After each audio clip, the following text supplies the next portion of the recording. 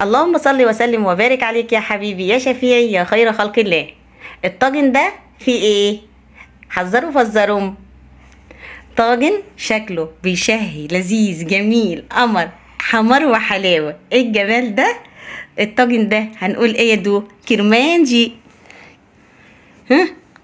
كرمانجي. انتي اشمل جرمانتي اشمل بامية. تعالي جنبي يا باميتي كرمانجي اجمل بامية، تعالي جنبي يا باميتي. يا باميتي. دخلنا الاغنيه بتاعت ايه؟ كرمانجي اجمل ايه؟ ورد. كرمانجي اجمل ورده. دي بقى مش كرمانجي اجمل ورده، دي كرمانجي اجمل ايه؟ باميتي. باميتي.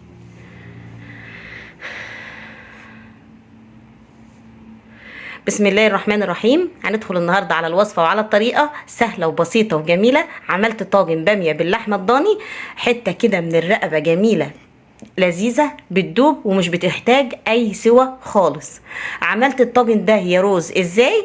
تعالوا بقى هاتوا البصلة والطماطم بتاعتكم القمر وتعالوا ورايا بسرعة في مطبخكم الجميل اللي شكله بيشهي ونضيف ويفتح النفس. البصلة الاول قطعتها وحطيت عليها المادة الدهنية تدبل معايا بس شوية كده. جبت الطماطم غسلتها ونضفتها ورحت ضرباها. طبعا انا عايزاها طماطم مضروبه مش مبشوره، طماطم مضروبه حلوه كويس جدا في الخلاط. اللحمه بتاعتي جبتها لحمه من الدهن، يعني ملبسه كده الدهن، عشان الدهن ده لما هيدوب في قلب الباميه، وخصوصا بقى لو الدهن ده بتاع لية ضاني. اللية الضاني يا جماعة بتودي الطواجن في مكان تاني. لية الضاني بتودي في مكان تاني. وطبعا احنا طالعين من العيد الكبير، وطبعا ايه الجزارين كلهم دابحين، معظمهم دابحين، والخرفان كتير واللية كتير. اللية دي ممكن تجيبيها وتخزنيها وتقعدها عندك طول السنة، بتستخدميها في طواجن زي دي كده، وبتستخدميها وبتدخليها في اكلات كتير، بتخلي الاكل لذيذ جدا. وعلى فكرة مش مضرة بالصحة، بالعكس هي مفيدة جدا. اللي هي الضاني مفيدة جدا. انت مخزنة عندك في البيت سمنة بلدي، اللي هي الضاني لا تقل عن السمنة البلدي صراحة. حطيت بقى البصلة بتاعتي مجرد ما دبلت، حطيت عليها اللحمة بتاعتي، وبعد كده يتشوحوا بقى مع بعض. بهاري بقى البهار اللي انت حباه. انا بهرت بقى الورق اللورا او ورق الغار، فلفل اسمر، واستكفيت بكده دلوقتي لياخدوا بس كده كأني بشوح لحمة مع البصل وبس.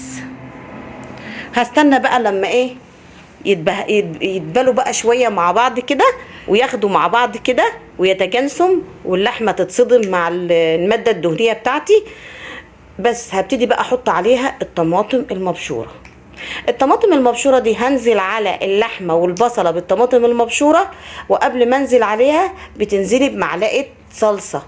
معلقة الصلصة دي بتعزز اللون وبتقوي ايه لون الصلصة او لون الطاجن، بيخلي لونها جميل جدا، لونها بيبقى احمر وجميل جدا. طب يا روز انا مش حابة احط صلصة او مش حابة احط الصلصة المعلبة دي، اضربي معاها قرن فلفل رومي احمر مع الطماطم، هتخلي الطاجن بتاعك احمر وجميل جدا، وطعمه شهي ولذيذ. شكله بس بكفاية، الشكل بيتكلم اصلا.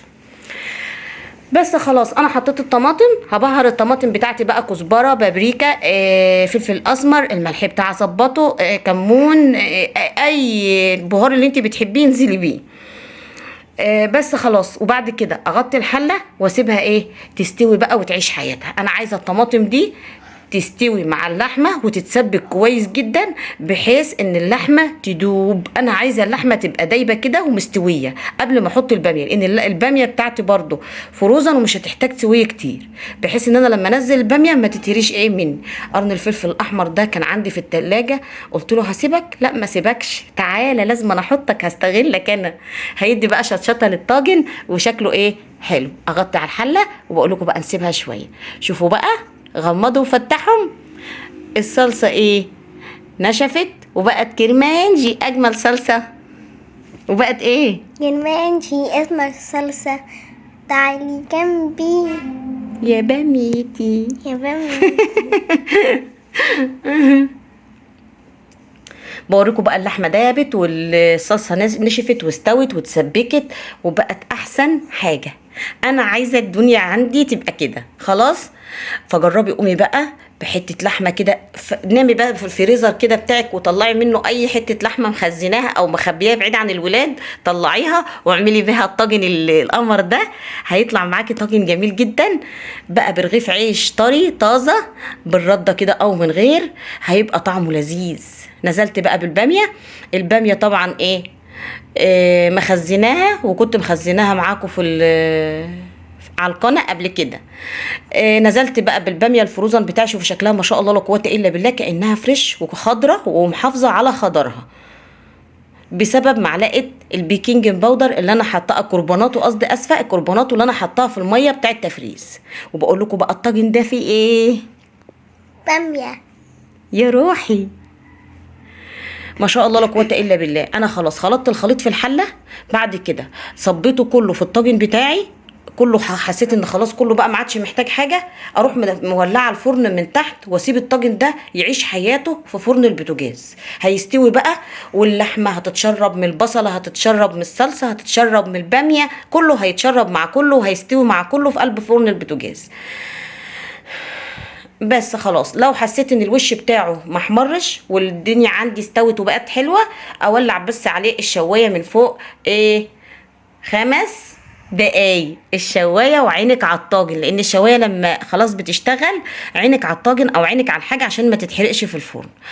ببتدي احط بقى الماده الدهنيه، وصراحه للامانه انا مش عايزه اكتر ماده دهنيه، لان حطيت اللي هي في البدايه وعامله حبه شويه ماده دهنيه في الباميه، فمش عايزه اكتر الماده الدهنيه تاني.